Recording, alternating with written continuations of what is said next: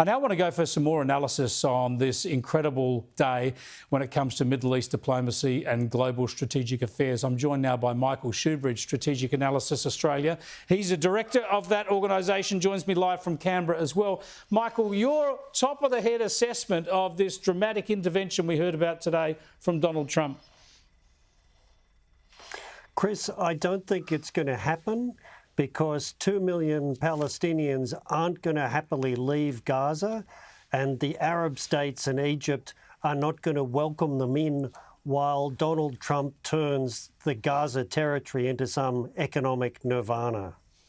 Yeah, this is extraordinary. The trouble is trying to decipher some of the words Donald Trump uses and what the practical reality could be. Is he talking about ownership of the problem, ownership of rebuilding Gaza, or is he actually talking about America having sovereignty over that land, which is, I would have thought, was never going to happen? Well, he's talking about America taking an ownership stake, an ownership position, is the quote from him. And he's talking about the Palestinians not wanting to be there anymore because it's been destroyed and being happy to be somewhere else.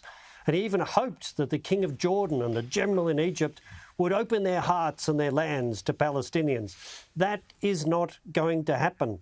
None of the Arab states, nor Egypt, welcomed Palestinians during this war. They kept their borders closed. Yeah, exactly, and that's why it's a huge problem for him, especially with Egypt and Jordan.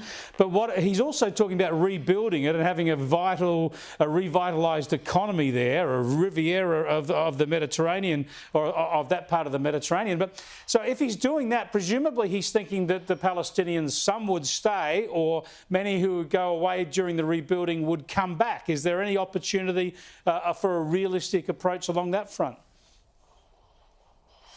There was something about maybe some Palestinians would come back, but the Palestinians have been fighting and dying over this land for generations now. They're not going to stop and happily wander off.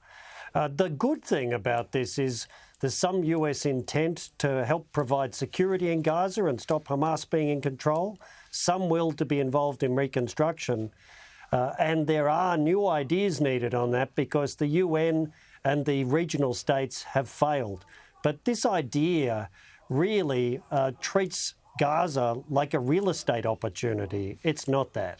Yeah, thanks for joining us, Michael. I appreciate your clear analysis of that. Michael Shoebridge there, I think he's absolutely right. The good news, and the way I see it, is the good news is that Trump and America are prepared to be involved because you need somebody rebuilding Gaza and providing security. But the way Donald Trump has outlined it today, it's some story.